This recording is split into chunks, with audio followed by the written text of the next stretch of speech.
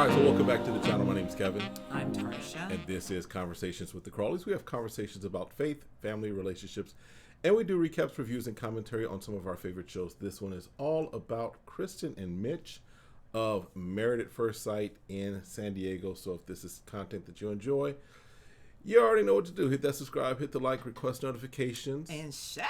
And we will see you in the comments. And consider becoming a member.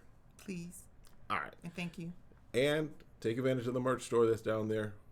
If you're a member, at a certain level, you do get a discount there. So consider that as well. That everything? Yeah, that's everything. All right. So Krysten and Mitch, he starts off on the phone with his neighbor/friend who he spent a lot of time with during COVID and the pandemic. Oh, that makes sense. You making new friends. Yeah. As far as his neighbor, he must not have invited her over because she's still friends with him. I want to come over. And then with COVID, they probably were outside a lot, so to make sure. Social distancing. Right. You stay over on your property. Right. I'm going to stay on mine. Right. What's that smell in the air? Yeah. But he talks about how he essentially got friend zoned because they were hot and heavy for a little bit. Him and Krysten. Let me make that clear. Make that clear. Him and Krysten were hot and heavy for a little while. Right. And he's talking to his friend, his pandemic friend, his pandemic homegirl, about how he feels like he got friend zoned because he was cracking jokes when they were trying to get intimate. Obviously, we don't know what was said. But enough was said. Right. So, yeah, you want to be, like you said, he just didn't want it to be just always serious. Right. And so there's times that you're joking and playing around when you're intimate.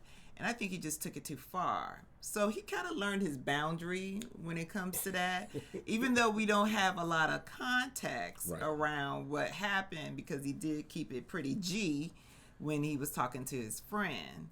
So, but she felt like she understood enough that he needs to make sure talk to her, find out where we cross our boundaries. There's a time to laugh, have fun, and there's a time to be like, look, there's sometimes where we I'm laugh. serious about this, you serious about that, let's make this serious thing happen. Well, I get it though. There's been times where it's been funny, like we caught each other off guard. So and we couldn't help but laughing. But again, you have to know each other, and you're learning. And that intimacy has been built up, right? Right. So you can't come with the jokes, and in week 4, you just now 5 getting in the bedroom. Right. Don't be coming with jokes then. But that's what I said. You learn boundaries during that time because now he knows, okay, this is where I've gone too far, and depending on what he said, then especially if it was something derogatory about her,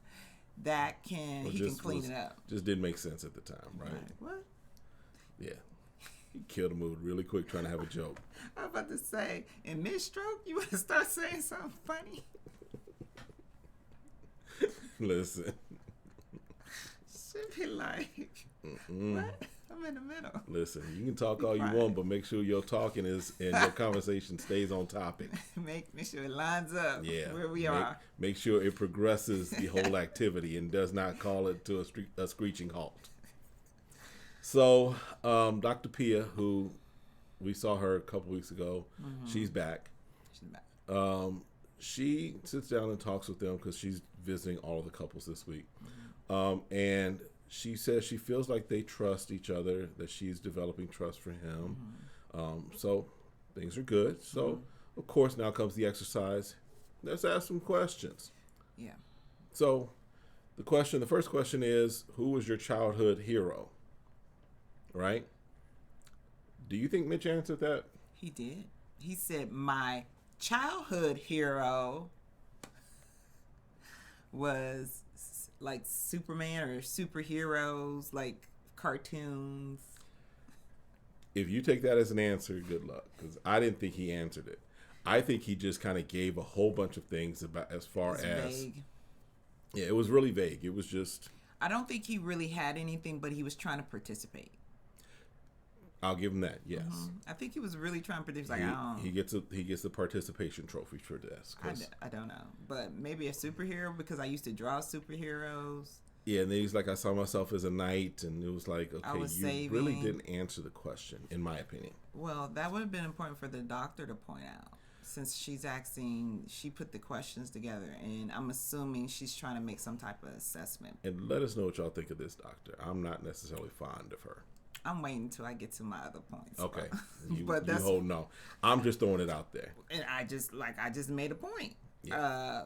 Then she should have been actively listening to see if is that what she was looking for, or she could have dug deeper. Like, if you don't have anything, it's okay. Yep.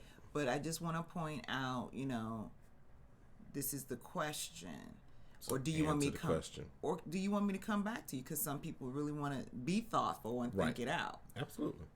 Give people space to do that. So Krysten gives her answer, and she's like, my mom, and she goes into some things that her mom did in the past, and how that's still happening even now.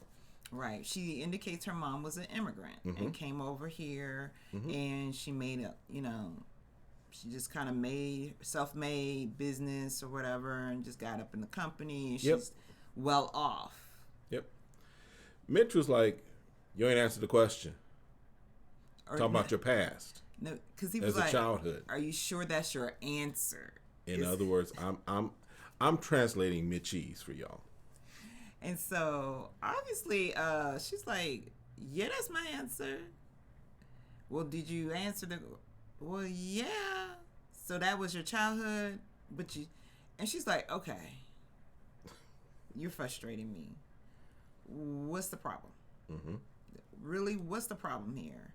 I'm really sharing, and she got emotional. She's like, I'm being vulnerable right now. About my mom and all the things that she endured to get where she is. And you're questioning why I decided to pick my mother. Right.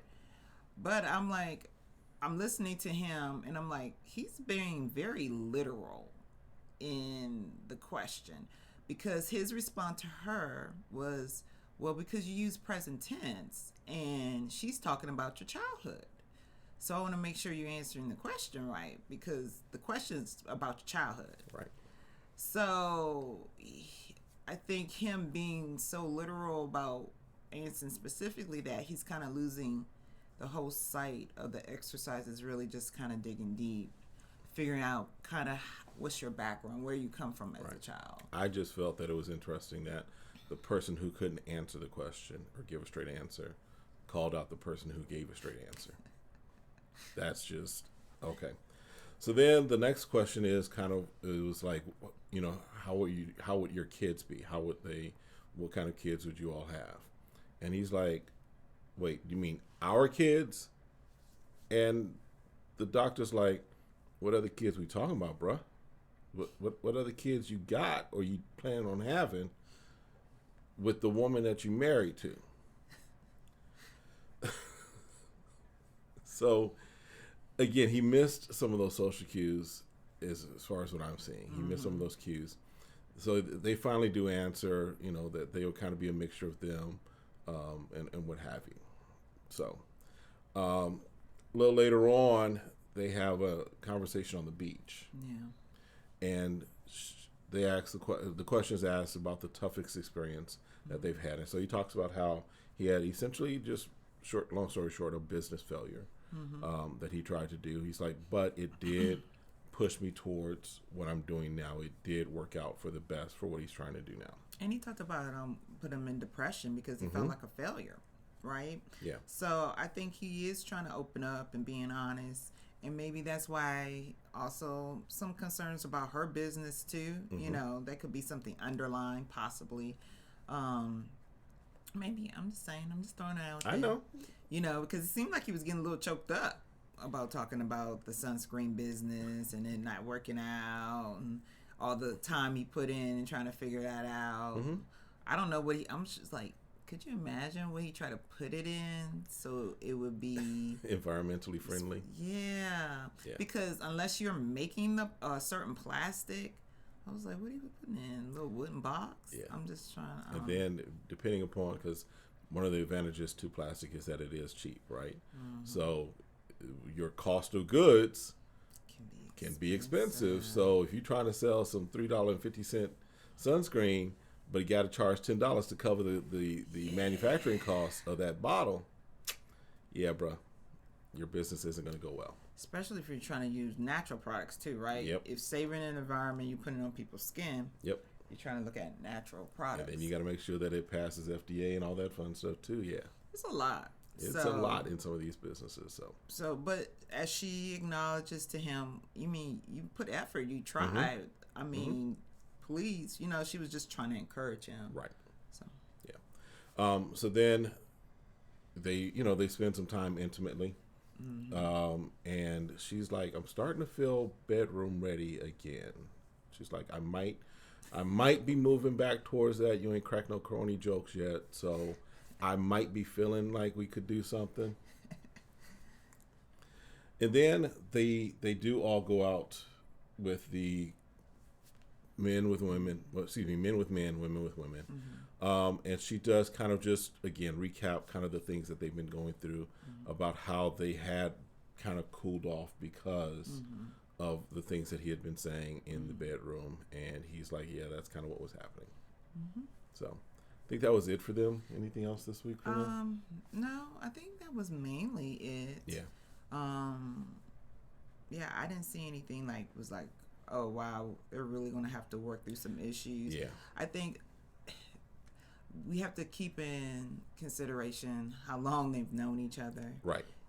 It's growing pains. Yeah. It's just gonna be there. I think this couple, if they continue to work through it, have counseling to kind of work through some individual things, they'll be fine. Yeah. So. Okay. It is what it is. It is what it is. All right. Well, listen, that's it for this one. We'll see you all next time. Definitely make sure you check out the other videos on the other couples that we're doing. And we'll see you next time. Have a great one. Be blessed. Bye.